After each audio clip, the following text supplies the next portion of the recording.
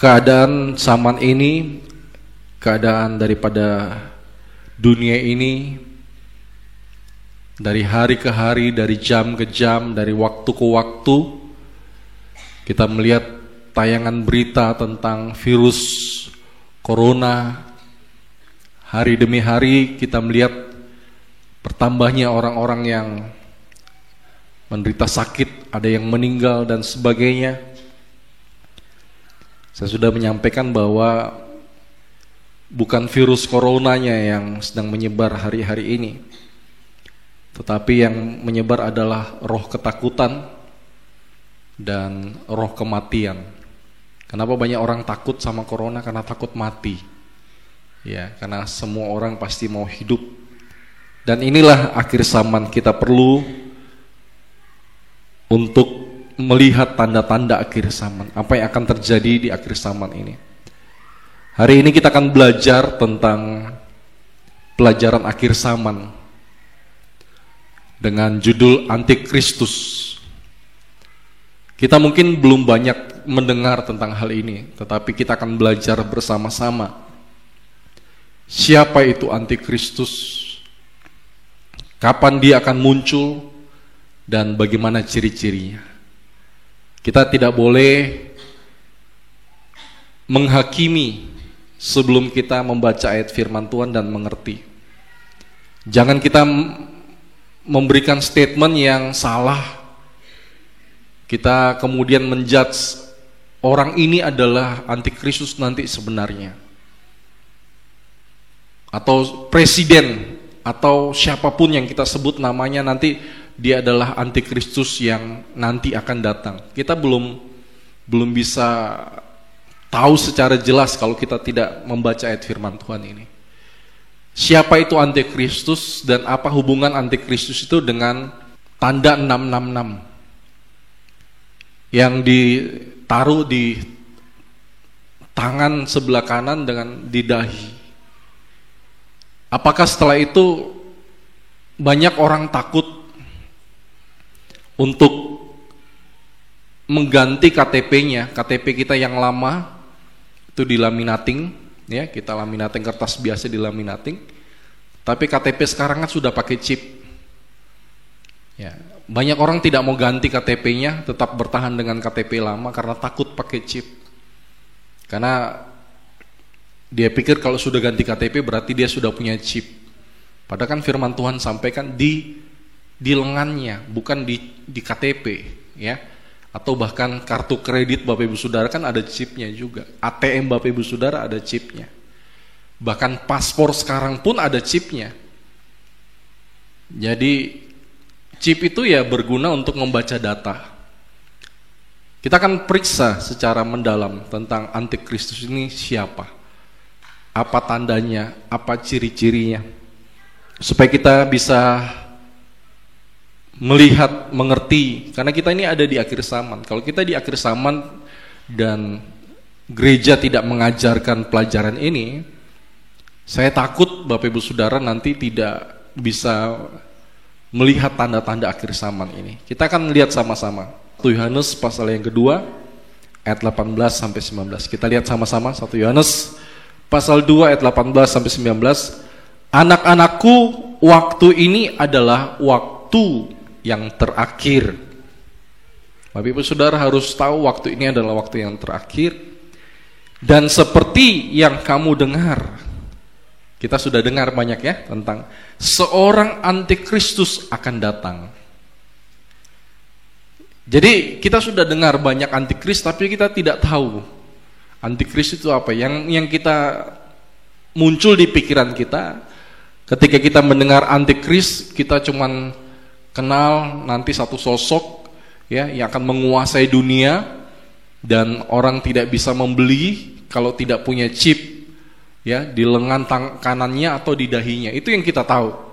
Tapi sekarang kita akan belajar Antikristus itu punya ciri-ciri. Kita tidak akan bisa tahu siapa orangnya sebelum nanti akan ditampilkan pada waktunya.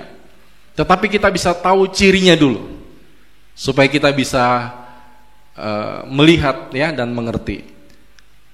Seorang Antikristus akan datang. Sekarang telah bangkit banyak antikristus. Jadi antikristus ini adalah satu kekuatan atau satu kelompok yang sangat banyak. Itulah tandanya bahwa waktu ini benar-benar adalah waktu yang terakhir. Jadi kehadiran antikristus ini menandakan adalah waktu yang terakhir. Akhir artinya akhir zaman, di mana kedatangan Tuhan Yesus sudah tidak lama lagi. Yang orang dunia kenal dengan namanya kiamat. Ya, tetapi ini adalah perjumpaan kita nanti dengan Tuhan. Kita akan melihat apa saja ciri daripada antikristus. Yang pertama, antikristus itu cirinya adalah menyamar dan berada di antara kita.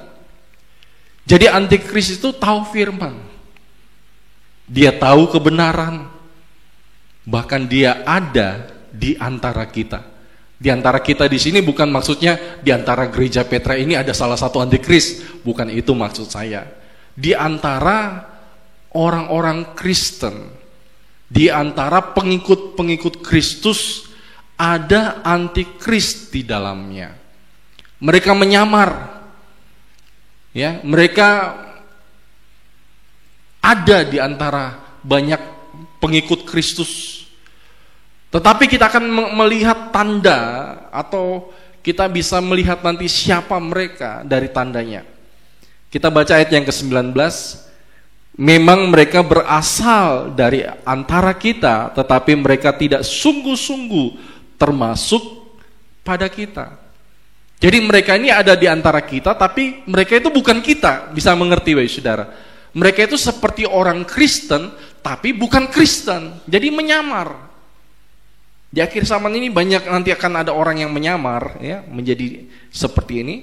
Sebab jika mereka sungguh-sungguh termasuk pada kita, kalau mereka sungguh-sungguh menjadi bagian kita, niscaya mereka tetap bersama-sama dengan kita. Jadi kalau mereka sungguh-sungguh ikut Tuhan, ya tentu mereka Kristen. Tetapi hal itu terjadi supaya nyata bahwa tidak semua mereka bersungguh-sungguh termasuk pada kita. Jadi mereka ini ada di antara kita tetapi bukan kita. Ya, bukan termasuk golongan orang Kristen. Mereka cuma menyamar. Mereka itu seperti serigala berbulu domba.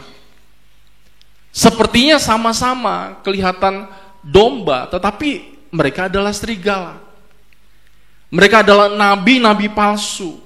Jadi antikristus ini nanti akan dikenal sebagai nabi-nabi palsu. Mereka mungkin yang menyebut Tuhan di mulutnya, mereka yang bernubuat, mereka yang mengusir setan. Itu nanti suatu saat Tuhan berkata, aku tidak mengenal engkau, hai pembuat kejahatan, enyalah engkau daripadaku.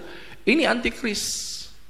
Orang-orang yang memakai topeng atau memakai bulu domba, seakan-akan mereka orang baik, pada kenyataannya mereka tidak baik. Mereka mengelabui banyak orang dengan khotbah. Ada orang berkhotbah bagus, tapi tidak melakukan apa yang dikhotbahkan. Mereka memberitahu kebenaran tetapi tidak hidup dalam kebenaran. Jadi bagaimana kita bisa mengetahui bahwa mereka ini sungguh-sungguh atau tidak? Bagaimana kita bisa mengetahui ini domba atau serigala? Cara untuk mengetahui itu adalah dari buahnya kita bisa mengenal mereka. Buah itu tidak bisa dapat kita lihat dalam waktu yang singkat. Misalkan kita kenal seseorang, ya, saya mau tahu orang ini baik atau tidak baik, tidak bisa dalam waktu yang singkat. Saya butuh waktu mungkin berbulan-bulan, bertahun-tahun, sampai karakter yang aslinya kelihatan, baru kita tahu siapa dia yang sebenarnya. Dari buahnya kita bisa mengenal dia. Kalau untuk baru pertama kenal, pasti semua orang pasti baik. Pasti semua orang menunjukkan sisi yang terbaiknya. Tetapi pada waktu sudah bertahun-tahun, mereka akan menunjukkan sifat asli, karakter asli dari kehidupannya. Di dalam Matius pasal yang ke-7 ayat yang ke-15 sampai 20. Matius pasal yang ke-7 ayat 15 sampai 20. Waspadalah terhadap nabi-nabi palsu yang datang kepadamu dengan menyamar seperti domba, tetapi sesungguhnya mereka adalah serigala yang buas. Jadi hati-hati dengan topeng-topeng yang sedang dipakai sekarang. Banyak serigala-serigala yang sedang ada di antara domba-domba itu dan sedang mengenakan muka domba, padahal ketika nanti topengnya dibuka, dia adalah serigala yang buas, yang bisa untuk memangsa setiap domba-domba yang ada. Kita tidak bisa mengenali secara langsung, tetapi nanti kita akan melihat nanti ketika topeng itu dibukakan. Kita tidak bisa mengenal secara mendalam setiap kita di tempat ini sampai suatu saat Tuhan akan bukakan siapa kita yang sebenarnya. Setiap orang pasti berusaha untuk menunjukkan sisi baiknya, tetapi siapa kita yang sebenarnya dapat kita lihat ketika kita ada di dalam rumah. Khotbah yang sebenarnya bukan di atas mimbar, tapi ketika hidup saya sebagai pengkhotbah menjadi khotbah untuk keluarga yang ada di rumah. Kita bisa berkhotbah di mimbar, tetapi kalau hidup kita tidak jadi khotbah di dalam rumah tangga, untuk apa kita berkhotbah? Kita tidak menghidupi apa yang kita khotbahkan. Itu artinya munafik, itu namanya menyamar, itu namanya menipu. Waspadalah terhadap nabi-nabi palsu. Palsu di sini artinya ia mungkin bawa Alkitab, mungkin memberitakan tentang Tuhan, tetapi pada kenyataannya mereka palsu. Ayat yang ke-16, dari buahnya kamu akan mengenal mereka. Dapatkah orang memetik buah anggur dari semak duri atau buah ara dari rumput duri? Jadi semak duri dan pohon anggur itu hampir sama-sama merambat. Tetapi kapan kita tahu ini adalah pohon anggur, ini adalah semak duri? Nanti pada waktu pohon anggur berbuah anggur dan semak duri cuman bisa menghasilkan duri. Kita tidak bisa melihat ketika penampilan awal, tidak bisa. Nanti suatu saat ketika ada buahnya, oh ini adalah pohon anggur, ini semak duri. Semak duri ya yang kita lakukan adalah kita potong, jangan sampai merusak daripada pohon anggur yang ada. Kita bisa lihat itu pada waktunya, tidak bisa dalam waktu yang singkat kita bisa melihat. Kita harus bersabar untuk melihat dari buahnya itu. Ayat yang ke-17, demikian setiap pohon yang baik menghasilkan buah yang baik, tetapi pohon yang tidak baik menghasilkan buah yang tidak baik. Tidak mungkin pohon yang baik menghasilkan buah yang tidak baik, atau pohon yang tidak baik itu menghasilkan buah yang baik, tidak mungkin. Dan setiap pohon yang tidak menghasilkan buah yang baik pasti ditebang dan dibuang ke dalam api. Ini adalah kehidupan orang Kristen yang rajin ke gereja tapi tidak ada buah yang baik.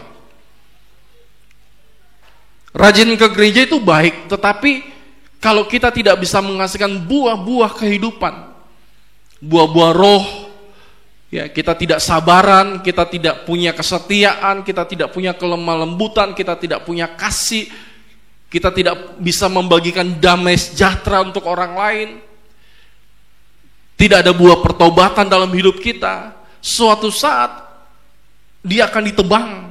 Firman Tuhan yang katakan ditebang dan dimasukkan ke dalam api. Ini bicara tentang neraka. Jadi datang ke gereja itu belum menjadi jaminan ya kepada kita bahwa kehidupan kita sudah baik. Datang ke gereja perlu kita menunjukkan buah-buah pertobatan. Makanya kita kan sedang bicara tentang change, tentang perubahan. Perubahan bukanlah perubahan sampai terjadi suatu perubahan. Kehidupan kita tidak bisa kita katakan berubah kalau belum ada sesuatu yang berubah. Ayat 20, jadi dari buahnya kamu akan mengenal mereka. Jadi dari buahnya nanti, dari pelayanan itu. Apakah pelayanannya nanti membawa kita kepada Tuhan, atau pelayanan itu membawa kita kepada pribadi pendeta itu. Ya, untuk lebih mengasihi pendeta daripada mengasihi Tuhan. Lebih mengenal pendeta daripada lebih mengenal Tuhan. Khotbah dari awal sampai 5 menit sebelum terakhir, kehidupan pendeta itu diceritakan. Nanti 5 menit terakhir baru kehidupan daripada Tuhan, firman Tuhan. Jemaat lebih mengenal pendeta daripada mengenal Tuhan. Lebih sayang kepada pendeta daripada lebih sayang kepada Tuhan. Lebih taat kepada pendeta daripada taat kepada Tuhan. Itu salah. Kita harus mengarahkan semua jemaat ya untuk memandang kepada Tuhan. Datang ke gereja bukan menjadi pengikut seorang hamba Tuhan, pendeta, bukan. Tetapi kita menjadi pengikut daripada Tuhan. Ini sesuatu yang perlu diajarkan di akhir zaman ini. Supaya kita bisa melihat buah-buah dari pelayanan kita. Kalau dari sebuah pelayanan ujung-ujungnya cuma bertengkar, jadi batu sandungan, ya, tidak jadi berkat, itu dari buahnya. Apakah dia seorang pelayan yang benar atau tidak? Dari buahnya kita bisa mengenal. Yang kedua, ciri daripada antikris. Yang pertama, cirinya adalah mereka adalah serigala berbulu domba. Hati-hati. Ada di antara kita, artinya ada di antara kalangan orang Kristen, kita tidak tahu. Mungkin memakai kalung salib, mungkin mereka ke gereja, mungkin bawa Alkitab, tapi mereka adalah antikristus. Supaya kita bisa mengetahui bahwa mereka adalah antikristus, ciri yang kedua lebih jelas lagi. Seorang antikristus tidak akan mengakui Yesus adalah Kristus dan Tuhan. Ini yang kedua. Tadi yang pertama, serigala berbulu domba. Yang kedua, justru lebih jelas lagi dijelaskan di sini bahwa seorang antikris, mereka tidak akan pernah mengakui Yesus adalah Tuhan. Mereka akan mengatakan Yesus adalah manusia sempurna, tidak ada dosa, tidak ada cacat. Tapi bukan Tuhan. Tuhan itu cuma satu. Tuhan itu adalah Bapa. Yesus bukan Tuhan, Roh Kudus bukan Tuhan. Yang Tuhan itu cuma satu, Bapa di sorga. Ini adalah pengajaran saksi Yehova. Sehingga kita digiring dan ada ayat-ayat firman Tuhan. Ya, dan mereka punya banyak ayat-ayat yang bisa ya membuat mereka bisa membela diri bahwa itu benar. Bukan memakai kitab yang lain, mereka memakai Alkitab yang sama. Sama seperti yang kita miliki, tetapi tafsirannya berbeda, pemahamannya berbeda. Ayat yang ke-22, 1 Yohanes pasal yang kedua ayat yang ke-22 sampai ayat yang ke-24. Kita lihat sama-sama ini, ya. 1 Yohanes pasal 2 ayat 22 sampai 24. Siapakah pendusta itu? Bukankah dia yang menyangkal bahwa Yesus adalah Kristus? Dia itu adalah antikristus. Namanya saja antikristus. Antikristus adalah bukan pengikut Kristus. Artinya mereka menyangkal, yaitu mereka yang menyangkal baik Bapa maupun Anak. Jadi kalau kita tidak mengakui Yesus adalah Tuhan, adalah Kristus, bisa menjadi pengikut antikristus. Ini hati-hati dengan pengajaran sekarang. Ya, kita tidak usah berdebat dengan mereka, tidak ada gunanya. Supaya kita tahu bahwa ini adalah tanda akhir zaman, di mana nanti akan banyak, nanti bukan cuma ini, akan banyak orang yang tidak akan mengakui Yesus Kristus adalah Tuhan. Akan banyak, lebih banyak lagi nanti, akan bertambah lagi. Banyak yang akan meninggalkan iman, banyak yang tiba-tiba berubah. Tapi dasar ayatnya firman Tuhan. Kita pasti akan bingung nanti bedakan, loh, yang mana ini pengajaran yang saya harus ikuti nih? Ini mengatakan ini mengatakan ini. Wah, dia lebih hebat. Dia sudah sekolah teologi ya, dia belajar ini dari awal ya, dia bisa pelajari semuanya. Sedangkan pendeta saya mungkin tidak sekolah teologi ya, yang mana saya harus percaya? Tentu yang sekolah teologi ya, karena mereka mempelajari ini. Wah, ini jadi satu perdebatan nanti. Sehingga kita nanti akan bimbang harus mengikuti pendeta yang mana. Tapi kita kembali kepada firman.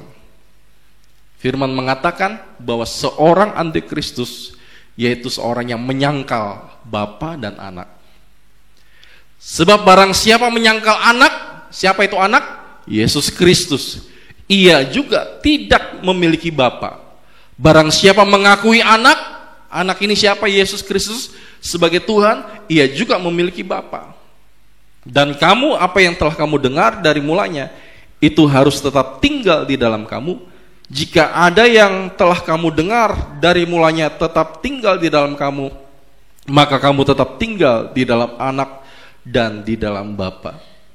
Jadi seorang antikristus ini tugasnya di akhir zaman ini apa yang dia akan kerjakan? Yang pertama yang dia akan kerjakan adalah dia akan berusaha untuk menyesatkan. Dia akan berusaha untuk meyakinkan pengikut-pengikut Kristus, pengikut-pengikut Tuhan Yesus bahwa Yesus bukan Tuhan. Ini nanti yang dia akan kerjakan ini. Di akhir zaman ini sampai nanti waktunya akan tiba, dia sedang mencoba untuk menyesatkan banyak orang. Supaya apa? Supaya setiap orang kehilangan keselamatan. Karena tidak ada jalan yang lain untuk kita bisa mendapatkan keselamatan selain kita percaya di dalam hati bahwa Yesus adalah Tuhan dan mengaku lewat mulut bahwa Tuhan telah membangkitkan Yesus dari antara orang mati pada hari ketiga, maka kita diselamatkan. Dengan cara kita tidak mengakui Yesus sebagai Tuhan, kita akan kehilangan jalan. Sebab firman Tuhan berkata, akulah jalan, kebenaran dan kehidupan. Tidak ada seorang pun yang dapat pergi kepada Bapa kalau tidak melalui aku. Yesus itu bukan salah satu jalan kepada Bapa, kepada keselamatan, tapi dia adalah satu-satunya jalan keselamatan. Ya, jadi ini yang akan dihilangkan. Ini yang nanti antikristus akan kerjakan. Sehingga setiap orang akan mulai meragukan tentang ketuhanan Tuhan Yesus. Ya, dan akan menjadi perdebatan nanti. Ya, apalagi tentang Tritunggal. Wah, itu kalau dibahas itu ya mungkin kalau untuk jemaat mungkin belum bisa memahami 100% tentang Tritunggal. Ya, nanti orang bilang Tuhannya orang Kristen kok 3. Ya, Tuhannya orang Kristen kok dari manusia. Wah, itu mulai mengganggu iman kita, kepercayaan kita. Kalau kita tidak mempunyai dasar yang kuat, kita akan meninggalkan kepercayaan kita.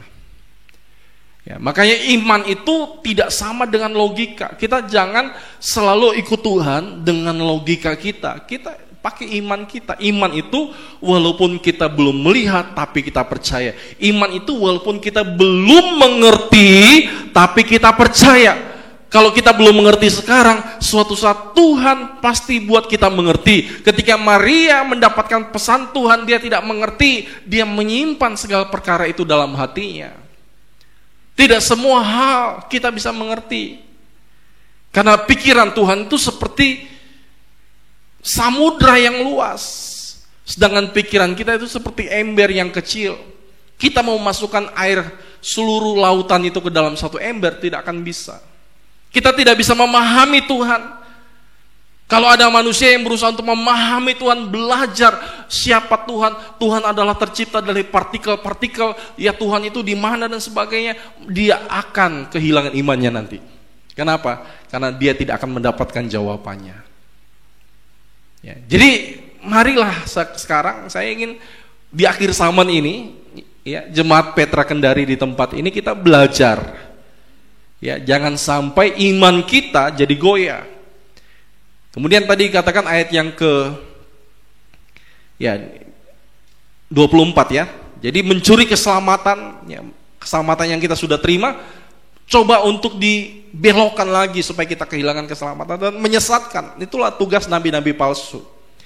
Ayat 25-26. Dan inilah janji yang telah dijanjikannya sendiri kepada kita, yaitu hidup yang kekal. Ini yang mau dicuri.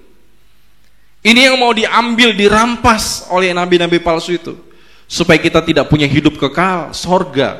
Supaya kita kehilangan itu. Dengan cara kita mulai dibuat menjadi ragu akan ketuhanan kita kepada Tuhan Yesus. Ya, kita kepercayaan kita kepada Tuhan Yesus. Ayat yang ke-26.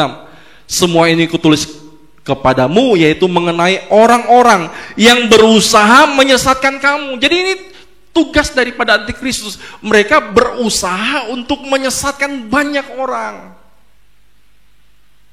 Jadi selama ini kita dengar kata antikristus cuma 666, ya, chip dan sebagainya. Ternyata hari ini kita belajar banyak hal. Bahwa mereka adalah orang-orang yang berusaha untuk menyesatkan banyak orang. Menyesatkan di sini adalah apa? Untuk supaya keyakinan kita kepada Yesus Kristus sebagai Tuhan dan Juru Selamat itu menjadi hilang.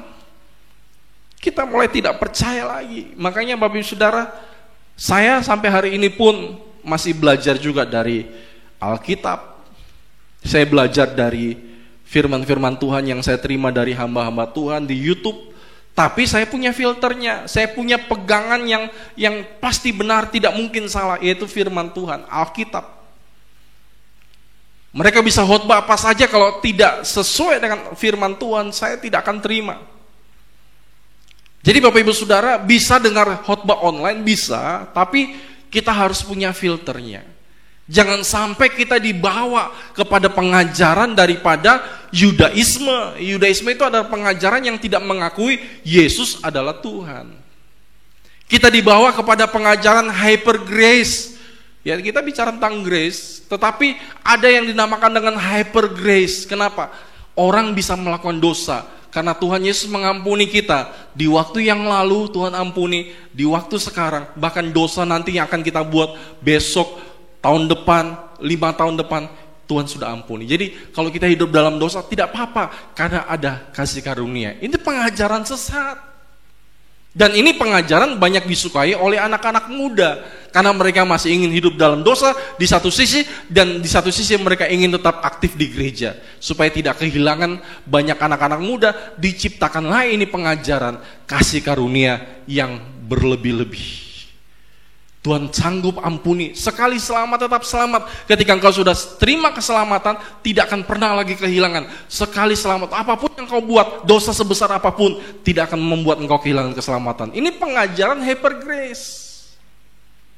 Kalau kita tidak memahami, kita tidak belajar, kalau kita cuma mendengar, kita bisa pelan-pelan dibawa menyimpang. Bapak Ibu Saudara, kalau menyimpang itu tidak sekaligus kelihatan. Satu kali ada seorang hamba Tuhan, ya, saya tidak punya, coba kalau ada Alex atau siapa, ya, itu waktu saya sering khotbah di Ambon itu waktu. Ada seorang hamba Tuhan, dia sedang berdoa, ya, tolong Pak, saya minta doa penutup. Dia maju ke depan. Oh Tuhan, kan dia berdoa cukup lama.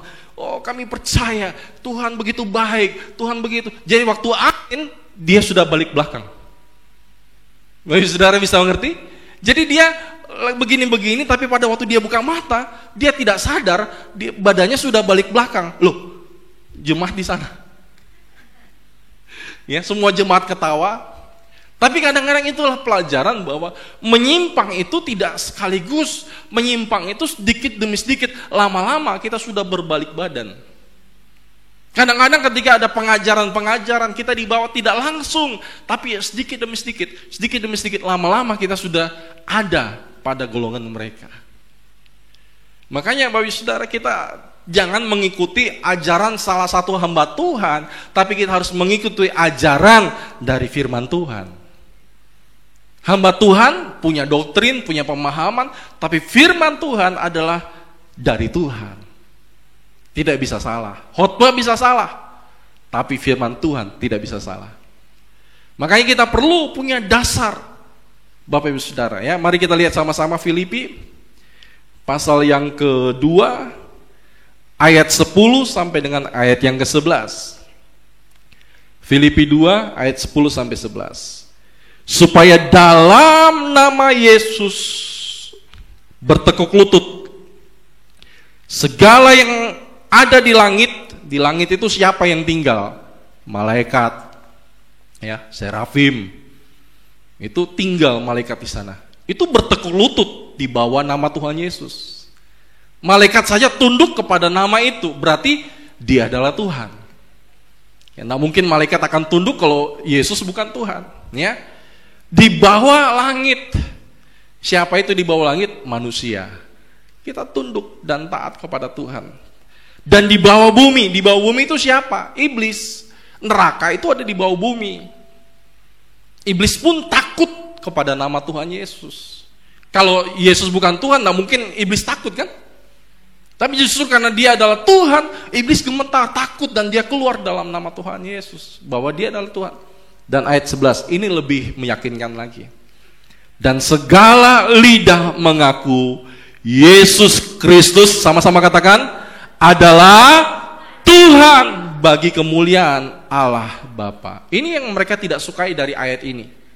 Jadi karena ayat ini begitu jelas sekali, kemudian pengikut-pengikut yang tidak mengakui Yesus Tuhan itu katakan begini, jangan ikuti surat Rasul Paulus, itu sesat. Jadi pengajaran-pengajaran itu mulai menyesatkan banyak orang, ya, mereka mulai masuk ke media sosial dengan cara menunjukkan bukti-bukti, dengan cara mereka menunjukkan ayat-ayat.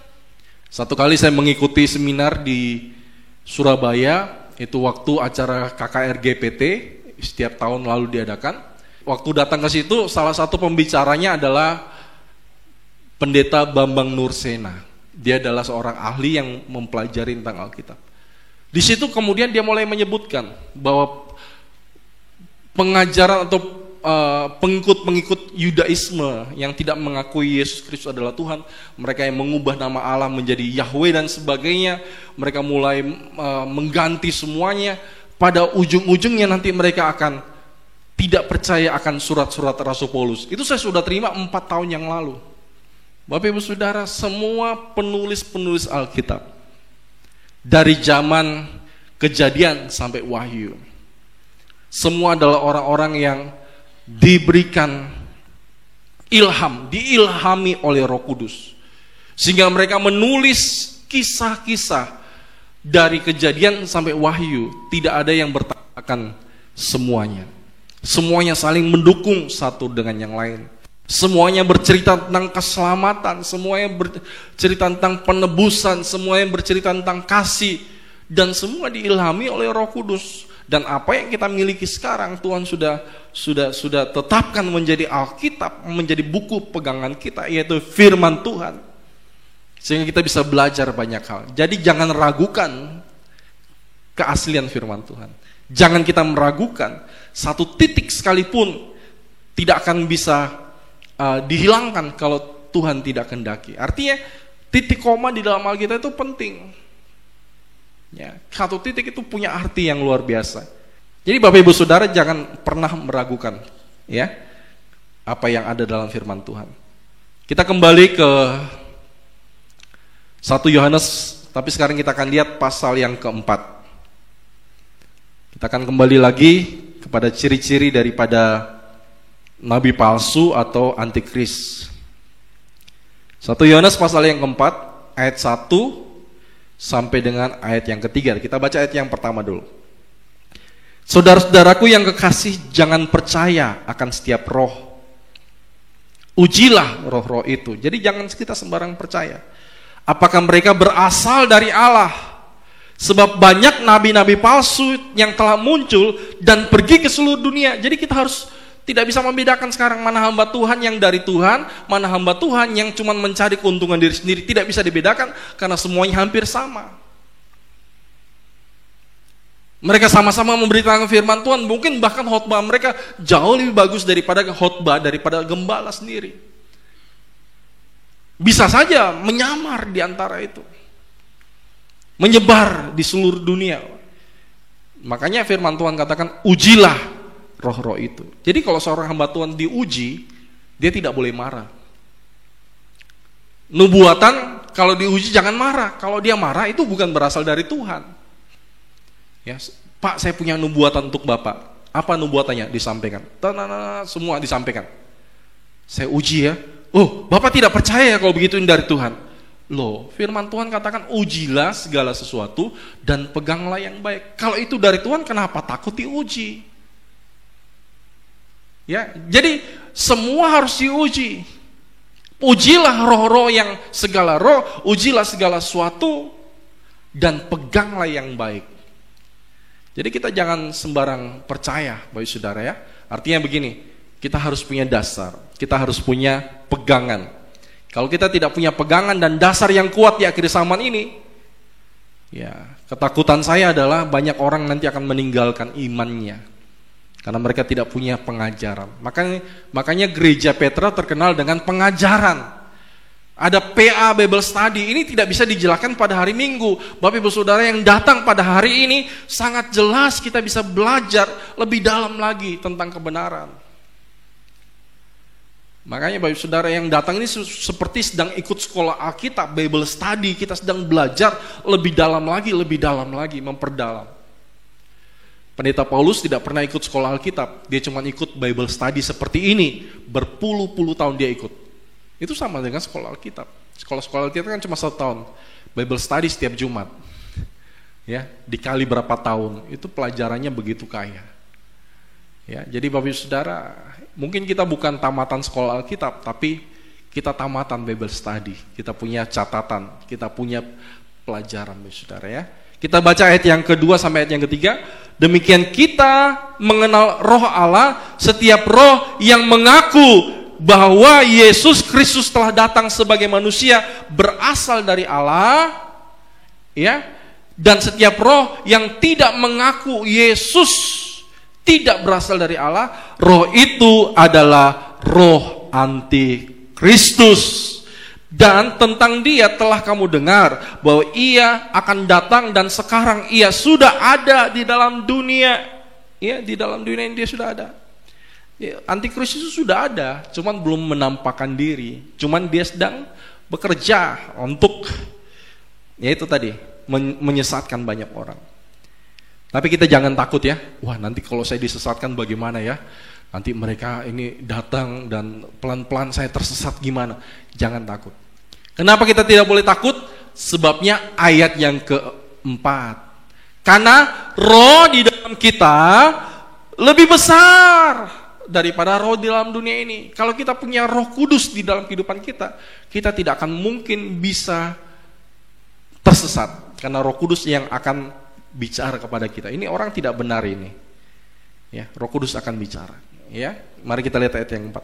Kamu berasal dari Allah, anak-anakku, dan kamu telah mengalahkan nabi-nabi palsu. Nabi-nabi palsu tadi apa? Antikristus. Sebab roh yang di dalam kamu lebih besar dari roh yang ada di dalam dunia. Jadi kita punya roh yang di dalam kita, Roh Kudus, roh daripada Tuhan Yesus. Itu jauh lebih besar daripada roh antikristus. Jadi kita jangan takut. Ya, jadi kita jangan takut terhadap roh-roh itu. Dan yang terakhir, kita akan membaca di dalam ayat yang ke-5 sampai ayat yang ke-6. Ini terakhir ya. 1 Yohanes pasal yang ke-4 ayat 4 sampai dengan ayat yang ke-6. Mereka berasal dari dunia. Sebab itu mereka berbicara tentang hal-hal dunia. Dan dunia mendengarkan mereka. Perhatikan ini ciri yang ketiga daripada roh antikristus. Tadi ciri yang pertama daripada roh antikristus, mereka itu seperti serigala berbulu domba. Itu ciri yang pertama. Yang kedua, mereka tidak mengakui Yesus Kristus adalah Tuhan dan Juru Selamat. Dan yang ketiga, ciri daripada roh antikristus ini adalah mereka hidup duniawi.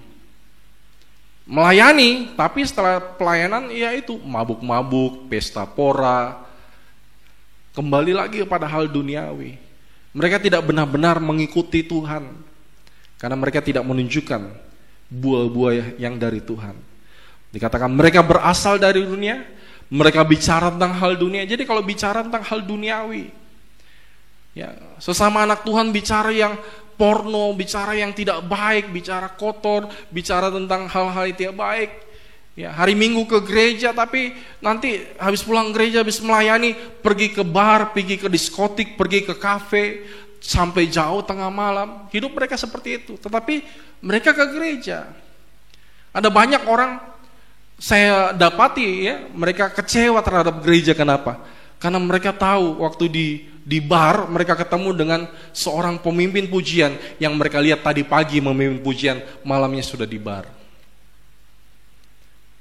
Banyak orang mengelabui dengan pelayanan. Makanya jangan sampai kita cuma melayani tapi kita sedang mau ingin mengelabui banyak orang. Pelayanan itu bukan untuk supaya kita kelihatan baik, tapi melayani itu adalah satu kehormatan. Kita sedang melayani Tuhan, Raja di atas segala raja dan Tuhan di atas segala Tuhan. Jadi jangan sampai kehidupan kita masih duniawi. Kehidupan yang duniawi tadi ya, mabuk-mabukan, pesta pora dan sebagainya. Ayat yang ke-6.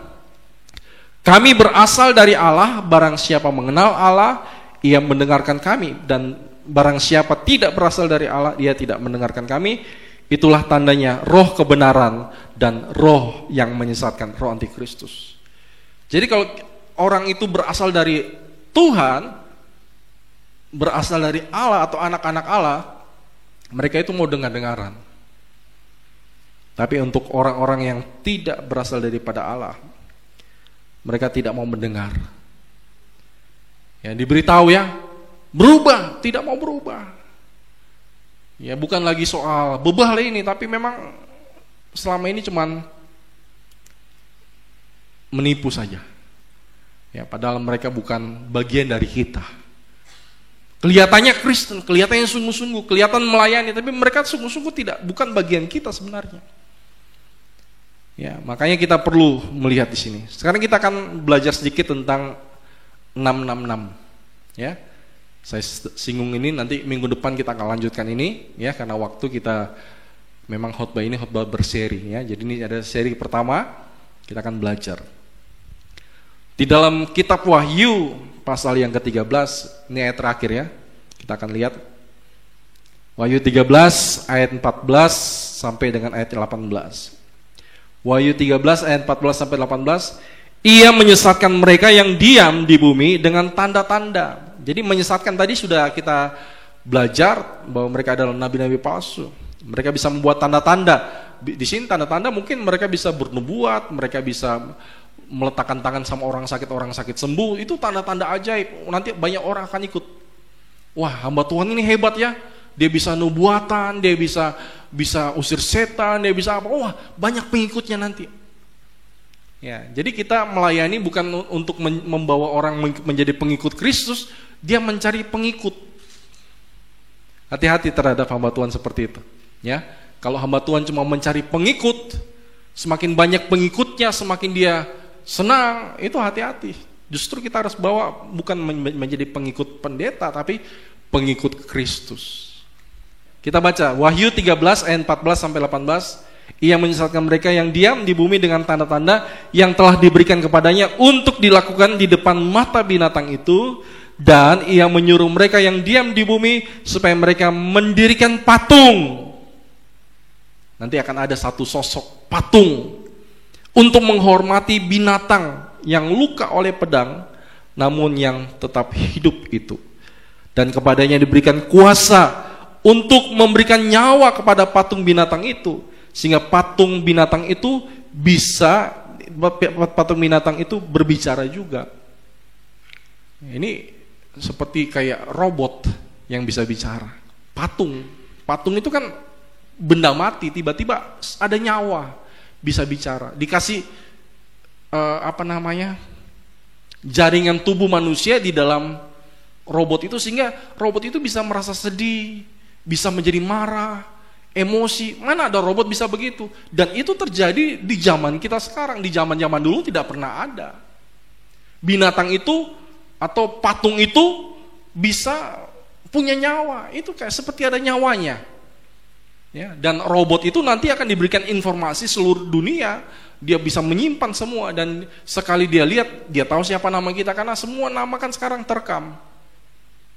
Ya, baru-baru ini saya menonton satu tayangan di Discovery Channel, ya, itu bahwa setiap manusia itu ada berubah-ubah wajahnya kan, anak kecil nanti dia remaja sudah berubah lagi, nanti dia besar berubah. Sekarang ini menjadi tantangan daripada orang-orang yang scan wajah itu. Bagaimana mereka bisa scan wajah yang sama tapi tidak berubah.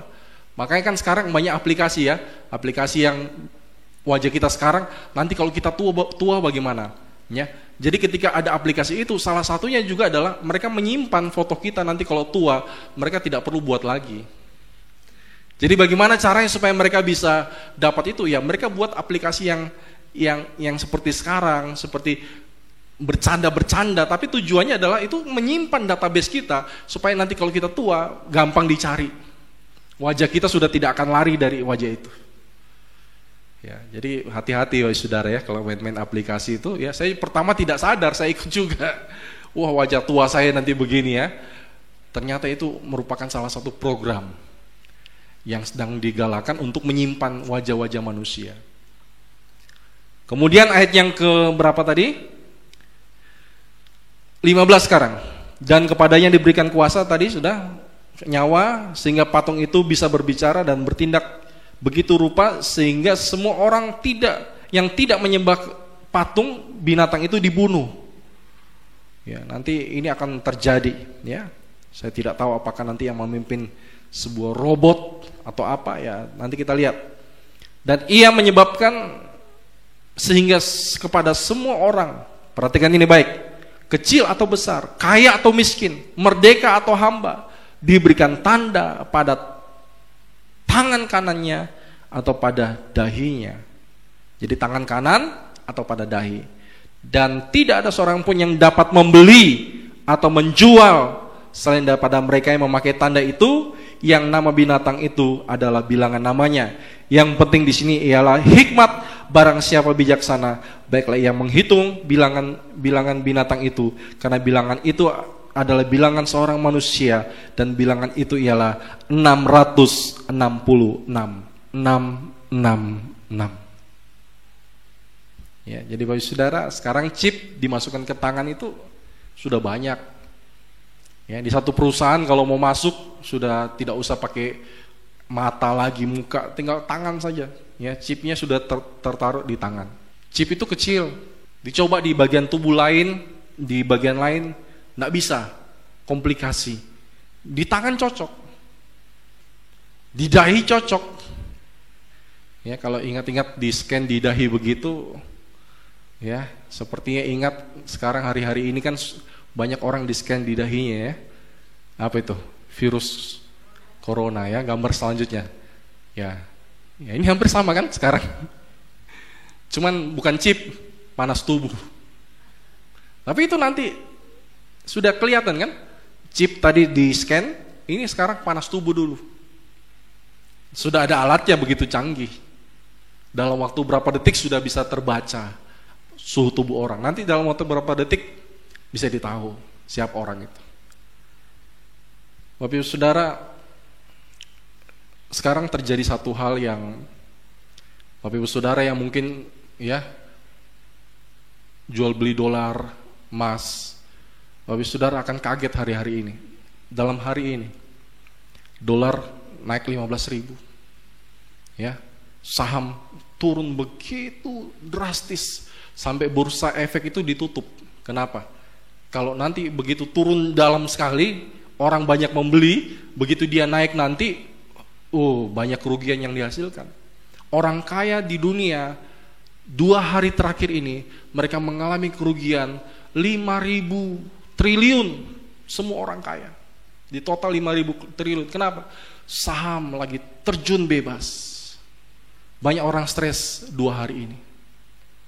Nanti orang tidak bisa membeli kalau tidak punya tanda. Dikatakan orang kaya atau miskin. Bapak Ibu Saudara, kalau ke Jakarta sekarang, kalau tidak punya kartu tol, jangan harap Bapak Ibu Saudara mau punya uang berapa puluh juta pun tidak akan bisa lewat. Kalau tidak punya kartu tol tidak bisa lewat. Dan tol itu kan pakai chip. Ini sudah dibilang, tidak ada orang yang bisa membeli, tidak orang bisa menjual kalau tidak punya chip itu. Sekarang masih di kartu. Ke depan itu akan di tangan dan di dahi. Jadi apa sikap kita? Ayat yang ke-18. Yang penting di sini ialah hikmat. Kita butuh hikmat. Kita butuh semakin mendekatkan diri kita kepada Tuhan. Saya khotbah ini bukan menakut-nakuti Bapak Ibu Saudara. Ya, hari-hari ini virus corona bisa menyebar lewat banyak media. Salah satu media yang bisa dipakai adalah uang. Uang itu dari tangan ke tangan. Dari uang dari pasar sudah bisa masuk ke mana, ke siapa orang. Dia dibeli di toko nanti dibayar ke orang lagi. Keliling itu virus kemana-mana. Jadi untuk supaya tidak terjadi virus ini, pemerintah sarankan sekarang pembayaran melalui aplikasi. Tidak pakai uang lagi. Ya, pakai pembayaran pakai itu tadi OVO, pakai GoPay, pakai ShopeePay, ya, pakai Tokopedia dan sebagainya. Itu kan punya pembayaran online. Sudah tidak lagi pakai uang. Dan suatu saat nanti uang yang kita punya sudah tidak ada harganya. Semuanya sekarang nanti serba online. Dan ujung-ujungnya nanti akan mengarah ke sini kan? Bahwa tidak ada orang yang bisa membeli, menjual, kecuali punya chip tadi. Dan kita sedang ada di zaman ini. Bapak Ibu Saudara, marilah semakin kita dekat dengan Tuhan, semakin kita banyak doa, supaya nanti pada waktu pengangkatan kita diangkat oleh Tuhan. Khotbah tentang akhir zaman ini tidak mudah. Kenapa? Karena khotbah yang belum pernah kita alami. Kalau khotbah tentang zaman perjanjian lama gampang, karena semuanya kan tertulis, sudah pernah terjadi. Tapi khotbah untuk akhir zaman ini kan belum pernah terjadi. Itu tidak mudah Bapak Ibu Saudara. Jadi kita akan belajar tentang apa yang akan terjadi. Ya, walaupun mungkin saya punya keterbatasan dalam menjelaskan, tapi saya berdoa Bapak Ibu Saudara bisa mengerti siapa antikris itu, dan minggu depan kita akan lanjutkan lagi pelajaran ini. Tuhan memberkati Bapak Ibu Saudara. Mari kita datang kepada Tuhan. Haleluya.